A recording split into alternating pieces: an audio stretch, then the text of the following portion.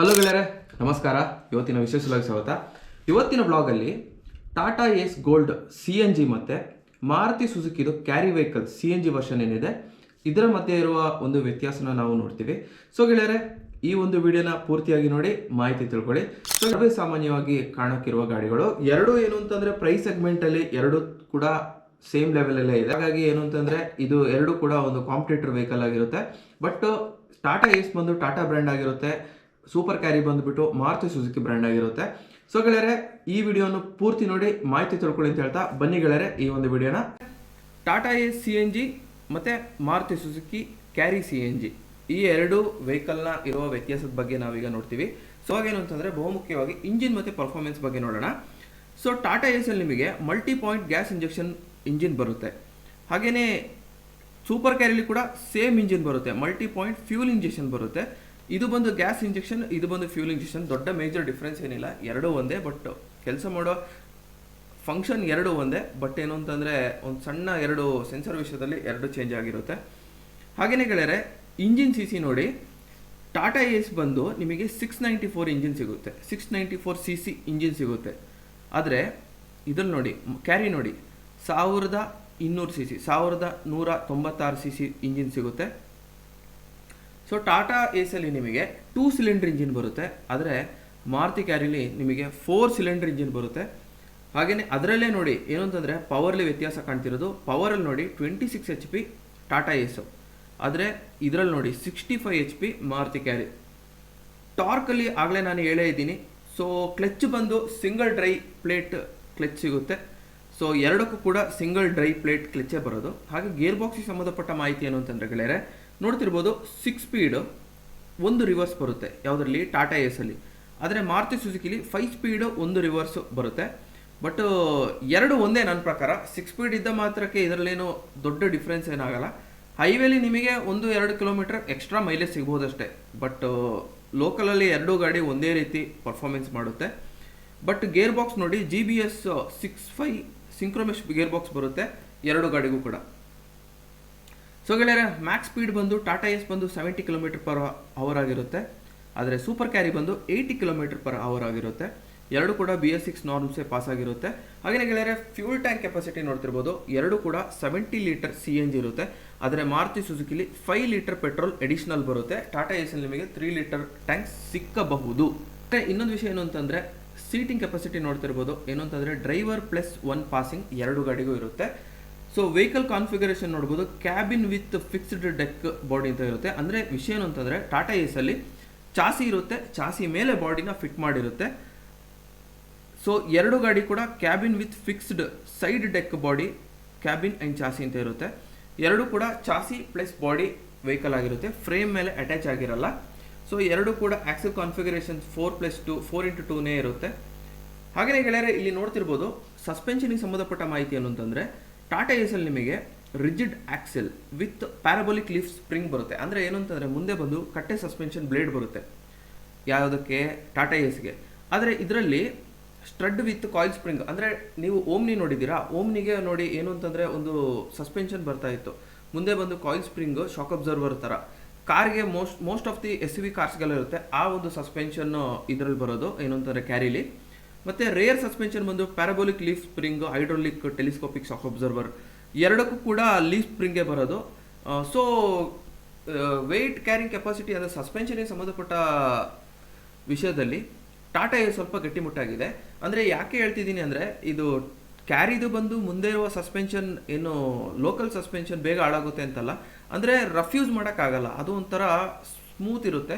So ಅದರಿಂದ advantage ಕೂಡ ಇದೆ. ಏನು ಅಂತಂದರೆ ಡ್ರೈವರ್ಗೆ ಬೆನ್ನು ನೋವೆಲ್ಲ ಬರಲ್ಲ, ಡ್ರೈವರ್ಗೆ ಕಾರ್ ಓಡಿಸ್ತಿರೋ ಫೀಲಿಂಗೇ ಬರುತ್ತೆ.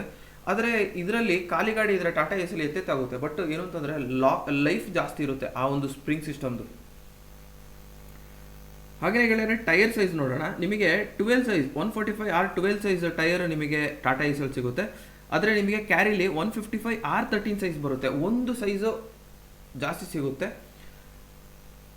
ಸೊ ವೀಲ್ ಬೇಸ್ ನೋಡ್ಬೋದು 2250 mm, ಆದರೆ ಕ್ಯಾರಿಲಿ ಬಂದುಬಿಟ್ಟು 2110. ಯಾಕೆಂತಂದರೆ ನಿಮಗೆ ಟಾಟಾ ಸ್ವಲ್ಪ ಲೆಂತ್ ಜಾಸ್ತಿ ಇರುತ್ತೆ, ಹಾಗಾಗಿ ಈ ಒಂದು ಡಿಫ್ರೆನ್ಸ್ ನೀವು ನೋಡ್ತಾ ಇರ್ತೀರಾ ವೀಲ್ ಬೇಸಲ್ಲಿ. ಅಂದರೆ ಈ ಒಂದು ಫೀಚರ್ಸ್ ಇನ್ ಕಂಫರ್ಟಿಗೆ ನೋಡೋದಾದರೆ ಎರಡು ಗಾಡಿಗೂ ಸ್ಟೇರಿಂಗ್ ಟೈಪ್ ಬಂದು ಮೆಕ್ಯಾನಿಕಲ್ ಟೈಪೇ ಬರುತ್ತೆ. ಸ್ಟೇರಿಂಗ್ ಅಡ್ಜಸ್ಟ್ಮೆಂಟು ಎರಡು ಗಾಡಿಗೂ ಇರಲ್ಲ, ಅಂದರೆ ಟಿಲ್ಟ್ ಟೇಬಲ್ ಟೆಲಿಸ್ಕೋಪಿಕ್ ಅದು ಯಾವುದು ಬರಲ್ಲ. ಆಮೇಲೆ ಡ್ರೈವರ್ ಸೀಟ್ ಟೈಪ್ ಬಂದು ಟಾಟಾ ಕ್ಯಾರಿಲ್ ನೋಡಿ ಏನಂತಾರೆ 2 ವೇ ಅಡ್ಜಸ್ಟೇಬಲ್ ಸೀಟ್ ಬರುತ್ತೆ. ಆದರೆ ಟಾಟಾ ಏಸಲ್ಲಿ ಬಂದ್ಬಿಟ್ಟು ಸ್ಟ್ಯಾಂಡರ್ಡ್ ಆಗಿ ಬರೀ ಮುಂದೆ ಹಿಂದೆ ಮಾತ್ರ ಮಾಡೋಕ್ಕಾಗೋದು. ಎರಡು ಗಾಡಿಗೂ ನಿಮಗೆ AC ಬರಲ್ಲ. ಎರಡು ಗಾಡೀಲಿ ನಿಮಗೆ ಮೊಬೈಲ್ ಚಾರ್ಜಿಂಗ್ ಪಾಯಿಂಟ್ ಸಿಗುತ್ತೆ, USB ಹಾಕಕ್ಕೆ ಸ್ಲಾಟ್ ಎಲ್ಲ ಸಿಗುತ್ತೆ, ಬಾಟಲ್ ಹೋಲ್ಡರ್ ಸಿಗುತ್ತೆ, ಪ್ಲಸ್ ಮ್ಯಾಗಝಿನ್ ಹೋಲ್ಡರ್ ಸಮೇತ ಸಿಗುತ್ತೆ. ಹಾಗೆಯೇ ಗೆಳೆಯರೆ ಇನ್ನೊಂದು ಇಂಪಾರ್ಟೆಂಟ್ ಆಗಿರುವ ಒಂದು ಮಾಹಿತಿ ಏನು ಅಂತಂದರೆ ಎರಡು ವೆಹಿಕಲ್ನ ಬ್ರೇಕ್ಸು. ಟಾಟಾ ಏಸಲ್ಲಿ ನಿಮಗೆ ಫ್ರಂಟಿಗೆ ಬಂದು ಹೈಡ್ರಾಲಿಕ್ ಡಿಸ್ಕ್ ಬ್ರೇಕ್ ಬರುತ್ತೆ, ರೇಯರ್ ಸೈಡ್ ನಿಮಗೆ ಹೈಡ್ರಾಲಿಕ್ ಡ್ರಮ್ ಬ್ರೇಕ್ಸ್ ಬರುತ್ತೆ. ಆದರೆ ಫ್ರಂಟಿಗೆ ಬಂದು ಕ್ಯಾರಿಲಿ ಡಿಸ್ಕ್ ಬರುತ್ತೆ, ರೇಯರ್ ಕೂಡ ಡ್ರಮ್ ಬರುತ್ತೆ, ಎರಡು ಸೇಮ್ ಇದೆ. ಹಾಗೆಯೇ ಪಾರ್ಕಿಂಗ್ ಬ್ರೇಕ್ಸ್ ಬಂದು ಎರಡೂ ಕೂಡ ಏನು ಅಂತಂದರೆ ಕೇಬಲ್ ಆಪರೇಟೆಡ್ ಬ್ರೇಕ್ಸ್ ಆಗಿರುತ್ತೆ. ಆಮೇಲೆ ಆ್ಯಂಟಿ ರೋಲ್ ಬಾರ್ ಎರಡು ಗಾಡಿಗೆ ಬರಲ್ಲ. ಸೀಟ್ ಬೆಲ್ಟ್ ಬರುತ್ತೆ, ಪ್ಲಸ್ ಟ್ಯೂಬ್ಲೆಸ್ ಟೈರ್ ನಿಮಗೆ ಕೇವಲ ಕ್ಯಾರಿಲಿ ಮಾತ್ರ ಬರೋದು. ಟಾಟಾ ಏಸಲ್ಲಿ ಏನು ಅಂತಂದರೆ ಟ್ರೆಡಿಷ್ನಲ್ಲು ಟ್ಯೂಬು ಪ್ಲಸ್ ಟೈರ್ ಸಿಗುತ್ತೆ. ಏನಂತಂದರೆ ಎರಡು ವೆಹಿಕಲ್ನ ಪ್ರೋಸ್ ಆ್ಯಂಡ್ ಕಾನ್ಸ್ ನೋಡೋಣ. ಇವಾಗ ಮೊದಲೇದಾಗಿ ಏನು ಅಂತಂದರೆ ಟಾಟಾ ಏಸ್ದು ನೋಡೋಣ. ಟಾಟಾ ಏಸಲ್ಲಿ ನೋಡಿ ಪ್ರೋಸ್ ಬಂದ್ಬಿಟ್ಟು ಹೈಯರ್ ಪೇಲೋಡು ಕ್ಯಾರಿಗಿಂತ ಜಾಸ್ತಿ ಇದೆ. ಇಲ್ಲಿ ನೋಡ್ತಿರೋದು ಪೇಲೋಡ್ 660 kg ಅಂತ ಇದೆ, ಪ್ಲಸ್ 750 kg CNG ಅಂತ ಇದೆ. ಮತ್ತು ಲಾಂಗರ್ ಲೋಡ್ ಬಾಡಿ ಅಂದರೆ ಅರ್ಥ ಏನು ಅಂತಂದರೆ ನಾನು ಆವಾಗಲೇ ಹೇಳಿದ್ದು ಲೋಡ್ ಬಾಡಿದು ಲೆಂತ್ 1 ಅಡಿ ಜಾಸ್ತಿ ಬರುತ್ತೆ ಅಂತ. ಹಾಗೆ ಮೆನ್ಯೂರಬಿಲಿಟಿ ಅಂದರೆ ಏನು ಅಂತಂದರೆ ಸಿಟಿಲಿ ನಿಮಗೆ ಟೈಟ್ ಟ್ರಾಫಿಕ್ ಇರೋತ್ತಿಗೆ ನುಗ್ಗಿಸ್ಕೊಂಡು ಫಿಲ್ಟರ್ ಮಾಡೋದು ಟಾಟಾ ಏಸಲ್ಲಿ ಈಸಿ ಅಂತ ಇದೆ. ಮತ್ತು ಇನ್ನೊಂದು ವಿಷಯ ಏನು ಅಂತಂದರೆ ರೀಸೇಲ್ ವ್ಯಾಲ್ಯೂ ಟಾಟಾದಲ್ಲಿ ಜಾಸ್ತಿ ಇದೆ, ಯಾಕೆಂತಂದರೆ more number of the vehicles, more easy to sell. Cons ನೋಡೋಣ. ಕಾನ್ಸ್ ಏನು ಅಂತಂದರೆ ಟಾಟಾ ಏಸು ಮತ್ತು ಕ್ಯಾರಿಗೆ ಕಂಪೇರ್ ಮಾಡಿದ್ರೆ ಲೋವರ್ ಪವರ್ ಅಂದರೆ ಎರಡು ಸಿಲಿಂಡರ್ ಇರೋ ಕಾರಣ ಕ್ಯಾರಿದು ಬಂದು ತುಂಬಾ ದೊಡ್ಡ ಒಂದು ಇಂಜಿನ್ ಇರುತ್ತೆ. ಆ ಒಂದು ವಿಷಯದಲ್ಲಿ ಇದು ಬಂದುಬಿಟ್ಟು ಹಿಂದೆ ಉಳಿಯುತ್ತೆ. ಮತ್ತು ಬೇಸಿಕ್ ಕ್ಯಾಬಿನ್ ನೀವು ನೋಡ್ತಾ ಇರ್ಬೋದು. ಏನು ಅಂತಂದರೆ ಟಾಟಾ ಏಸ್ದು ಕ್ಯಾಬಿನ್ ಹೆಂಗಿರುತ್ತೆ ಅಂದರೆ ಆಟೋ ರಿಕ್ಷಾದ ಕ್ಯಾಬಿನ್ ಥರ ಇರುತ್ತೆ, ಏನೂ ಇರಲ್ಲ ಒಳಗೆ, ಬರೀ ಟಿನ್ ಮಾತ್ರ ಕಾಣ್ತಾ ಇರುತ್ತೆ. ಮತ್ತು ಅದರಲ್ಲಿ AC ಇರಲ್ಲ, ಅದರ ದುಡ್ಡಿಗೆ ಏನು ಅಂತಂದರೆ AC ಕೊಡ್ಬೋದಿತ್ತು. ಆಮೇಲೆ ಲಿಮಿಟೆಡ್ ಸೇಫ್ಟಿ ಕಾಂಪ್ರಮೈಸ್ ಮಾಡಿದ್ದಾರೆ. ಏನು ಅಂತಂದರೆ ನಾನು ಆಗಲೇ ಹೇಳ್ದಂಗೆ ಒಂದೇ ಒಂದು ಟಿನ್ ಇದೆ, ಇನ್ನೂ ಕೇಸ್ ಯಾವುದಾದ್ರು ಒಂದು ಮುಂದೆ ಒಂದು ಜೋರಾಗಿ ಇಂಪ್ಯಾಕ್ಟ್ ಆದರೆ ಡ್ರೈವರ್ ಸೇಫ್ ಆಗೋದು ತುಂಬಾ ಕಷ್ಟ ಒಂದು ಟಾಟಾ ಏಸಲ್ಲಿ. ಹಾಗೆ ಗೆಳೆಯರೆ ಇವಾಗ ಏನು ಅಂತಂದರೆ ಸೂಪರ್ ಕ್ಯಾರಿದು ಪ್ರೋಸ್ ನೋಡೋಣ. ಸೂಪರ್ ಕ್ಯಾರಿದು ಬಂದುಬಿಟ್ಟು ಸುಪೀರಿಯರ್ ಪವರು ಇದ್ದೇ ಇದರದ್ದು ಒಂದು ಅಡ್ವಾಂಟೇಜು ನೋಡಿ. 1.2 ಲೀಟರ್ 4 ಸಿಲಿಂಡರ್ ಇಂಜಿನ್ ಸಿಗುತ್ತೆ. ಅದು ಬಂದು ಏನು ಅಂತಂದರೆ MPFI ಇಂಜಿನ್, ಸುಜುಕಿ ಇಂಜಿನ್ ಆಗಿರುತ್ತೆ. ಸೊ ಗೆಳೆಯರೆ ಇದೇನು ಅಂತಂದರೆ 65 to 72 HP ಪವರನ್ನು ಪ್ರೊಡ್ಯೂಸ್ ಮಾಡುತ್ತೆ. ಅಂದರೆ ಅರ್ಥ ಏನು ಅಂತಂದರೆ ನಿಮಗೆ ಈ ಗಾಡಿ ಹೈವೇಲಿ ಹೋಗ್ತಾ ನಿಮಗೆ ಬೇಜಾರು ಮಾಡಲ್ಲ, ಎಲ್ಲ ಒಂದು ಟೆರೇನಲ್ಲಿ ನಿಮಗೆ ಬೇಕಾದ ಪವರ್ನ ಈ ಒಂದು ಗಾಡಿ ಕೊಡುತ್ತೆ. 80-90 HP ಅಂದರೆ ಈಕ್ವಲ್ ಟು ಬೊಲೆರೋದು HP ಥರನೇ ಆಯಿತು. ಬಟ್ ಬೊಲೆರೋ ಇದಕ್ಕೂ ತುಂಬಾ ವ್ಯತ್ಯಾಸ ಇದೆ. ಬಟ್ ಪವರ್ ಬಂದು ಬೊಲೆರೋ ಎಷ್ಟು ಕೊಡುತ್ತೆ ಸೇಮ್ ಅಷ್ಟೇ ಕೊಡುತ್ತೆ. 10 HP ಡಿಫ್ರೆನ್ಸ್ ಇರೋದು. ಅದು 80-90 HP ಬರುತ್ತೆ, ಇದು 70 HP ಬರುತ್ತೆ. ಬಟ್ ಒಂದು ಇಂಜಿನಲ್ಲಿ ನಿಮಗೆ ಮ್ಯಾಕ್ಸಿಮಮ್ 70 HP ಅಂದರೆ ನಿಮಗೊಂದು 50-60 HP ಮಾತ್ರ ನಿಮಗೆ ಸ್ಕ್ವೀಸ್ ಮಾಡೋಕ್ಕಾಗೋದು. ಅದರಲ್ಲಿ ಯಾಕೆ ಅಂತಂದರೆ ಲಿಮಿಟೇಷನ್ಸ್ ಇರುತ್ತೆ. ಹಾಗೆಯೇ ನಾನು ಹೇಳ್ದಂಗೆ ಇಲ್ಲಿ ನೋಡ್ತಿರ್ಬೋದು ಬೆಟರ್ ಎಫಿಷಿಯನ್ಸಿ ಅಂತ. ಏನು ಅಂತಂದರೆ ಹೈಯರ್ ಮೈಲೇಜು 1 kgಗೆ ನಿಮಗೆ 23.24 km/kg ಕೊಡುತ್ತೆ. ಸೊ ಇದು ಏನು ಅಂತಂದರೆ ಆದರೆ ಟಾಟಾ ಏಸ್ ಬಂದುಬಿಟ್ಟು 21.4 km ಬರೋದು. ಸೊ ನಿಮಗೆ ಪವರು ಜಾಸ್ತಿ ಸಿಗುತ್ತೆ, ಪ್ಲಸ್ ಮೈಲೇಜ್ ಕೂಡ ಜಾಸ್ತಿ ಸಿಗುತ್ತೆ. ನಾನು ಆಗಲೇ ಹೇಳ್ದಂಗೆ ಸಸ್ಪೆನ್ಷನ್ ಮುಂದೆ ಕಾಯಿಲ್ ಸ್ಪ್ರಿಂಗ್ ಇರೋ ಕಾರಣ ಇಲ್ಲಿ ನೋಡ್ತಿರ್ಬೋದು ಡ್ರೈವರ್ ಕಂಫರ್ಟ್ ಅಂತ ಇದೆ. ಸೊ ನಿಮಗೆ ಬ್ಯಾಕ್ ಪೇಯ್ನ್ ಬರೋದು ಎಲ್ಲ ಆಗಲ್ಲ, ನಿಮಗೆ ಕಾರಲ್ಲೇ ಹೋದಂಗೆ ಅನಿಸುತ್ತೆ. ಯಾಕೆಂತಂದರೆ ಮುಂದೆ ಬಂದುಬಿಟ್ಟು ಕಟ್ಟೆ ಲೀಫ್ ಸಿಸ್ಟಮ್ ಇರಲ್ಲ, ಬ್ಲೇಡ್ ಸಿಸ್ಟಮ್ ಇರಲ್ಲ. ಇದಕ್ಕೇನು ಅಂದರೆ ಕಾಯಿಲ್ ಸ್ಪ್ರಿಂಗ್ ಇರೋ ಕಾರಣ ನಿಮಗೆ ಸ್ಮೂತ್ ಆಗಿರುತ್ತೆ. ಹಿಂದುಗಡೆ ಲೋಡ್ ಇರೋ ಕಾರಣ ಈ ಒಂದು ಕ್ಯಾರಿ ಗಾಡಿನ ಇಂಜಿನಿಯರ್ಸ್ ಏನು ಮಾಡಿದ್ದಾರೆ ಅಂದರೆ ನೀಟಾಗಿ ಬ್ಯಾಲೆನ್ಸ್ ಮಾಡಿದ್ದಾರೆ. ಹಿಂದುಗಡೆ ವೇಟ್ ಇರೋ ಕಾರಣ ಮುಂದುಗಡೆ 2 ಚಕ್ರಕ್ಕೆ ಬರೀ ಟರ್ನಿಂಗ್ ಮಾತ್ರ ಗೈಡೆನ್ಸ್ ಮಾತ್ರ ಇರುತ್ತೆ. ಸೊ ಆ ಒಂದು ಕಾರಣಕ್ಕೆ ನಿಮಗೆ ಸ್ಮೂತಾಗಿ ಗಾಡಿನ ಹ್ಯಾಂಡಲ್ ಮಾಡೋ ಎಲ್ಲ ಒಂದು ಫೆಸಿಲಿಟಿ ಈ ಒಂದು ಸ್ಪ್ರಿಂಗು ಕೊಡುತ್ತೆ. ಸೊ ಸೇಫ್ಟಿ ಫೀಚರ್ಸು ಇದರಲ್ಲಿ ಕ್ಯಾರಿಲಿ ಏನಿದೆ ಅಂದರೆ LSPV ಅಂದರೆ ಇದೇನು ಅಂತಂದರೆ ಲೋಡಿಗೆ ಅನುಗುಣವಾಗಿ ಬ್ರೇಕಿಂಗ್ ಸಿಸ್ಟಮ್ ವರ್ಕ್ ಆಗುತ್ತೆ ಅಂತ ಇದೆ. ಹಾಗೆಯೇ ಗೆಳೆಯರೆ ಕಾನ್ಸ್ ನೋಡೋಣ. ಸ್ಮಾಲರ್ ಡೆಕ್ ಸೈಜು ಏನು ಅಂತಂದರೆ ಲೋಡ್ ಬಾಡಿಯ ಲೆಂತ್ ಬಂದು 1 ಅಡಿ ಕಮ್ಮಿ ಬರುತ್ತೆ. ಆಮೇಲೆ ಪೇಲೋಡ್ ಕೆಪಾಸಿಟಿ ಕಮ್ಮಿ ಇರುತ್ತೆ. ಟಾಟಾ ಏಸ್ದು 700 kg ಹತ್ರ ಬರುತ್ತೆ, ಇದು ಬಂದು ಕೇವಲ 625 kg ಬರುತ್ತೆ. ಟರ್ನಿಂಗ್ ರೇಡಿಯಸ್ ಸ್ವಲ್ಪ ಕಡಿಮೆ ಇರೋದ್ರಿಂದ ಏನು ಅಂತಂದರೆ ಟ್ರಾಫಿಕಲ್ಲಿ ಫಿಲ್ಟ್ರೇಷನ್ ಮಾಡೋಕ್ಕಾಗಲ್ಲ ಅಂತ ವೆಬ್ಸೈಟ್ ಹೇಳ್ತಿದೆ. ಬಟ್ ರಿಯಲ್ ವರ್ಲ್ಡಲ್ಲಿ ಆ ರೀತಿ ಇಲ್ಲ. ಏನು ಅಂತಂದರೆ ಕ್ಯಾರಿ ಗಾಡಿನ ತುಂಬ ನೀಟಾಗಿ ಓಡಿಸ್ಕೊಂಡು ಹೋಗ್ಬೋದು. ಅದೇನು ದೊಡ್ಡ ಲಾರಿ ಥರ ಏನಲ್ಲ, ಸೇಮ್ ಏನು ಓಮ್ನಿ ಥರನೇ ಇದೆ. ಹಾಗೆಯೇ ಗೆಳೆಯರೆ ಕೊನೆಯದಾಗಿ ಏನು ಅಂತಂದರೆ 2 ಸ್ಪೆಸಿಫಿಕೇಷನ್ಸ್ನ ನೋಡ್ಕೊಳ್ಳೋಣ. ನೋಡಿ ಇಂಜಿನ್ ಬಂದು ಟಾಟಾ ಏಸ್ದು ಬಂದು 694cc 2 ಸಿಲಿಂಡರ್, ಇಲ್ಲಿ ನೋಡಿ ಮಾರುತಿ ಕ್ಯಾರಿ ಬಂದ್ಬಿಟ್ಟು ಅಪ್ಪರ್ ಹ್ಯಾಂಡ್ ಇದೆ. ಇದರಲ್ಲಿ 1197 cc 4 ಸಿಲಿಂಡರ್. ಪವರ್ ನೋಡಿ 26 HP ಮಾತ್ರ, ಆದರೆ ಕ್ಯಾರಿ ಬಂದ್ಬಿಟ್ಟು 70 HP.